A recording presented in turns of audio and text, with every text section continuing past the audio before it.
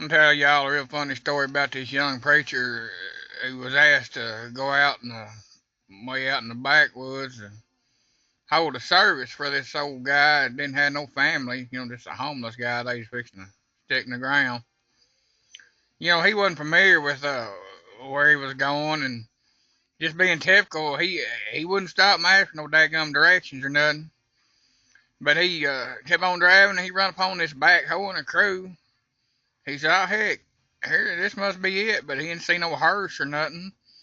So he got out and walked up, and the guys were sitting there eating their lunch, and he went up to him and apologized for being late, and stepped to the side of the open grave where he saw the vault lid already in place, and he said, "Oh, I'm gonna promise y'all this. I won't hold you here long, and this is just the proper thing to do."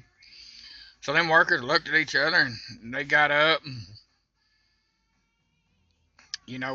went over to the hole, still eating their lunch though. And that old preacher, he was a young man.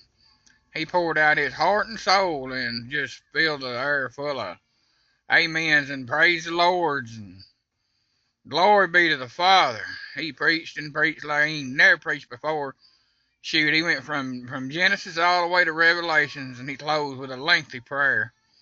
And as he walked to the car, he told me, he said, Eli, I said, I feel like I really did my duty in giving this poor homeless man and no family or nothing a proper send off and something that, would give him a renewed sense and purpose and dedication in spite of how late I was. And just as he was opening his door and getting ready to get in his car, he looked back and the workers looking at each other puzzled. He said, "That's the damnedest thing I ever did see right there.